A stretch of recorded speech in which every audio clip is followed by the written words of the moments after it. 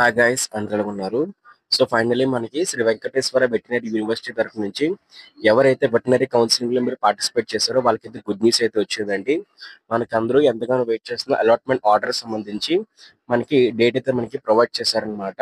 So మనం చూసినట్లయితే దీంతో పాటు ఏంటి అనుకున్నట్లయితే మీకు ఇదే విధంగా ఏపీఎస్సెట్ బైపీసీ కౌన్సిలింగ్ సంబంధించి అప్డేట్స్ మీరు మిస్ అవ్వకూడదు అంటే ఖచ్చితంగా ఛానల్ సబ్స్క్రైబ్ అయితే చేసుకోండి.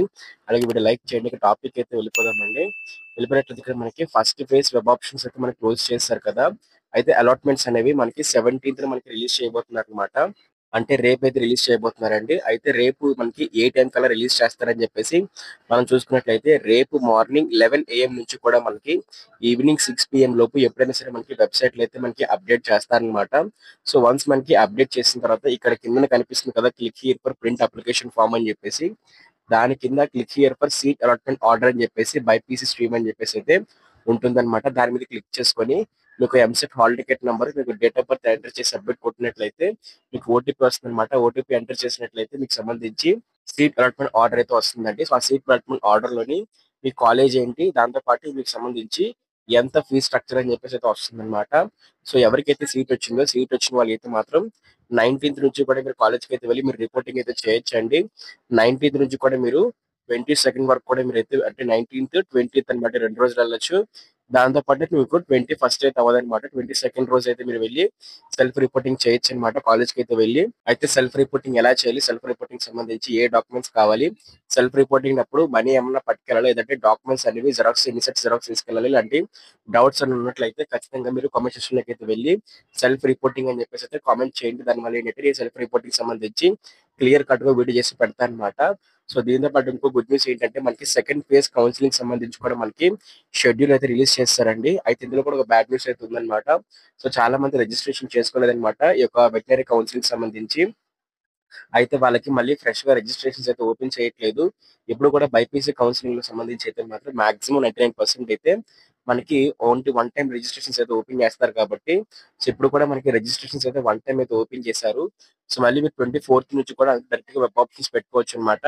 మధ్యలో ఎలాంటి రిజిస్ట్రేషన్, ఎలాంటి వెరిఫికేషన్ అయితే ఉండదు. ఫస్ట్ ఫేజ్ కౌన్సిల్ ఎవరైతే రిజిస్ట్రేషన్ చేసుకుని వెరిఫికేషన్ చేసుకున్నారో వాళ్ళే మళ్ళీ వెబ్ ఆప్షన్ పెట్టుకోవచ్చు అనమాట. దాంతో పాటు second phase seat allotment order సంబంధించి మనకి 29th అనమాట. 22nd, 24th, 25th వచ్చేసరికి మీరు వెబ్ ఆప్షన్ పెట్టుకుంటారు. దాని తర్వాత మనకి ఏంటంటే 29th రోజున సీట్ అలాట్మెంట్ ఆర్డర్ రిలీజ్ చేస్తారు. దాని తర్వాత మీరు 3rd రోజున అయితే మీరు రిపోర్టింగ్ అయితే చేయొచ్చు అనమాట. కాలేజ్కి అయితే వెళ్ళి 3rd, 4th రోజున అయితే వెళ్ళి మీరు రిపోర్టింగ్ అయితే చేయొచ్చండి. దాని తర్వాత మీకు రిజిస్ట్రేషన్ కోర్సు సంబంధించి రిజిస్ట్రేషన్ అయితే 3rd జరుగుతుంది. క్లాస్ అనేవి మనకి 4th స్టార్ట్ అయిపోతాయి అనమాట.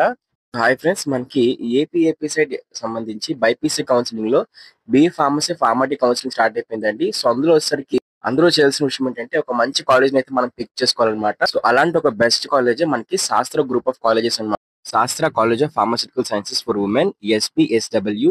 ఇది ఓన్లీ ఉమెన్స్ కి అయితే #1 college. Sastra college of pharmaceutical education and research, SCON, ఇంకా ఎస్పీఆర్సీ అన్నమాట.